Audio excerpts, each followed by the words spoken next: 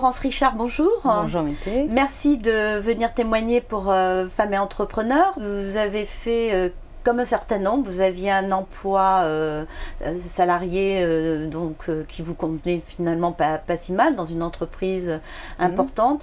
Et puis un jour, vous avez rencontré l'entreprise peut-être dont vous rêviez, ou vous vous êtes dit, bon voilà, j'ai l'opportunité de reprendre cette entreprise, j'y vais pas.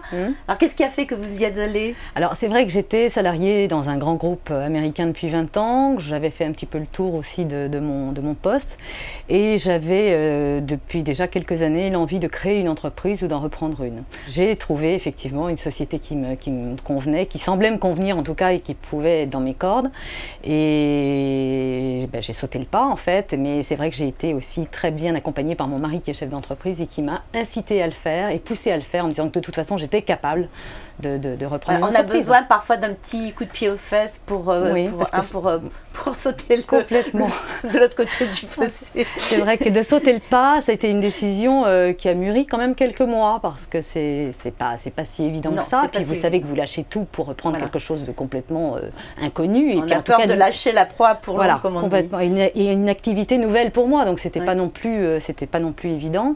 Je savais que j'avais peut-être quelques qualités pour le faire, mais en tout cas, je partais quand même complètement dans l'inconnu en fait. Votre société est une agence d'événementiel, qui s'appelle Challenger Event, en fait, qui est située sur le site du Futuroscope, en fait, à 2 pas du Futuroscope, qui existait déjà depuis une quinzaine d'années, qui avait besoin d'un petit peu de dynamisme et d'être un petit peu de sang neuf, on va dire, pour redémarrer, mais qui avait quand même une bonne notoriété. Donc bon, c'était assez palpitant, je dirais, assez stimulant de reprendre une société comme celle-ci, qui me faisait un petit peu rêver depuis des années. J'y avais déjà un petit peu songé auparavant, mais bon, et là il y a eu une opportunité, et je me suis dit qu'il fallait que de toute façon que je me lance, quoi, même si c'était, en plus c'est un secteur d'activité qui est quand même assez plaisant. L'inconvénient, c'est que je n'y connaissais rien. Voilà, donc il fallait vraiment que je me plonge dans cette activité nouvelle. Et c'est vrai que ça avait quand même un côté assez palpitant. Ça, voilà, je dois dire, un vrai challenge. Un vrai challenge. Ça a marché puisque vous avez développé cette entreprise. Vous avez une équipe aussi pour vous aider. Et on a l'impression que plus rien ne bouge. Mais vous, en plus, vous avez des projets. Donc vous travaillez sur des nouvelles offres de services. Vous pensez à l'international. Donc alors, qu'est-ce qui fait là que vous avez cette énergie permanente là, et puis la créativité aussi, parce que il faut... déjà, je dirais que à la base, je pense que j'ai à la base une envie de faire des choses, bon, peut-être vous appelez ça du dynamisme, je crois que c'est un petit peu ce qui me caractérise, mais enfin en tout cas, voilà. Je crois que ce qui est très important, mais c'est vrai également dans la vie personnelle, il faut des projets. Bon, Challenger Event est une agence qui a la même activité depuis une quinzaine d'années.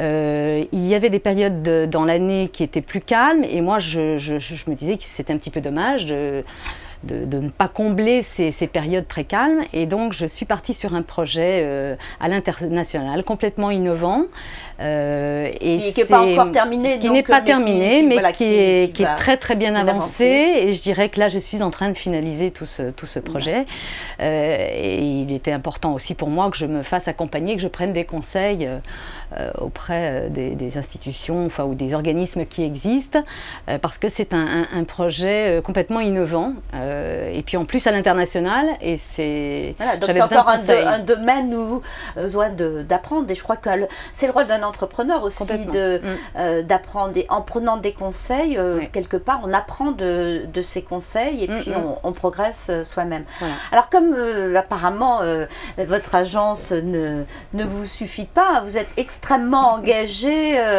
au niveau de la chambre de commerce, vous êtes élu de la chambre de commerce, dans différentes associations. Alors qu'est-ce qui va sortir de votre entreprise Alors au départ, bon, d'abord j'ai toujours été très engagée dans la vie associative et dans mon précédent métier je l'étais déjà aussi, c'est vrai.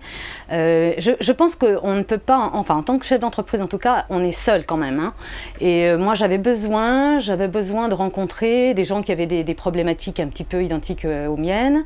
J'avais besoin et puis j'ai besoin aussi de partager avec les autres et puis de ne pas penser qu'à moi et pourquoi pas aider aussi d'autres femmes. Et donc c'est ce que j'ai fait auprès de différentes associations professionnelles ou un petit peu extra-professionnelles, mais en tout cas donner de son temps. Alors ça passe forcément par du temps en dehors de l'entreprise, même si l'entreprise me prend déjà beaucoup. Ça veut dire que je n'ai malheureusement pas beaucoup de soirées chez moi et beaucoup de temps libre pour moi, mais bon, j'essaie de temps en temps, mais c'est vrai que j'ai besoin aussi besoin d'aider les autres et de partager ce que je peux avec les autres. Et vous allez même jusqu'à vous engager dans une association caritative pour aider les femmes et les enfants qui en ont besoin dans le monde. J'ai créé en fait un club sur Châtellerault qui s'appelle Sœurs Optimistes, mais qui existe dans le monde entier. C'est le club de Poitiers d'ailleurs qui m'a parrainée.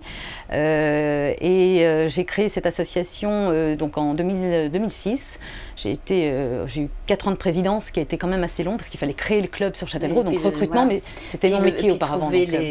Trouver les bonnes personnes qui soient disponibles, je dirais, pour partir dans cette aventure. Et ça a été une belle aventure. Et c'est vrai qu'on aide des femmes dans le monde entier, en Inde, en Afrique, et même à Châtellerault, parce qu'il y a des gens qui en ont besoin tout près de chez soi et on ne les voit pas. Et oui, on ne les voit pas. Vous avez d'autres projets, donc vous êtes suffisamment occupé actuellement, parce qu'en plus, je crois que vous êtes en plein recrutement, suite au départ d'une de vos assistantes. D'une des chefs de projet, oui. Qu'il faut remplacer. C'est dur le recrutement ?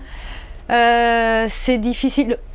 Pas tellement, parce que je suis amenée à rencontrer beaucoup de monde, donc c'est pas si difficile, puis c'était mon précédent métier, donc j'ai une petite notion quand même de recrutement. Et j'ai effectivement un recrutement en vue, en tout cas à la fois pour ce projet à l'international, et puis c'est une personne qui est suffisamment, je dirais, polyvalente et qui pourra aider également sur le travail au quotidien chez Challenger en fait. Donc là c'est pareil, il faut se donner les moyens de ses ambitions.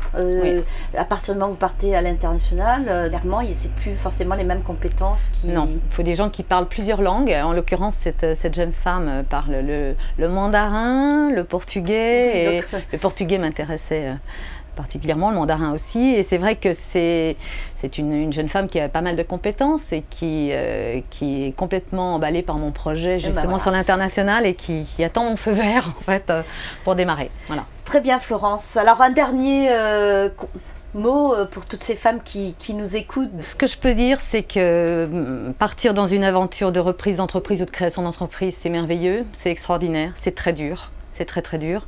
Je dirais que c'est une liberté extraordinaire. Et comme je l'ai dit souvent, cette liberté a un prix. Elle a un prix parce que il faut trouver l'équilibre entre la vie de famille et le professionnel. C'est pas évident, j'ai 4 enfants quand même, donc voilà. Ah pas oui, très 4 facile. enfants en plus. Voilà, dont un petit qui a besoin de sa maman. Donc ça, ce n'est pas très facile. Mais ce qu'il faut surtout, c'est garder le moral et garder le sourire. Ça, je l'ai dit à chaque fois que j'étais interviewée, c'est garder le sourire parce que le matin, quand vous arrivez au bureau, vous n'avez pas le droit devant vos collaborateurs de faire la tronche, de faire la tête. Et vous devez garder ce dynamisme et cette joie, même si c'est très dur. Voilà, tous les matins en arrivant, on n'a pas le droit de faire la tête. Eh bien, écoutez, je crois que c'est effectivement un bon conseil.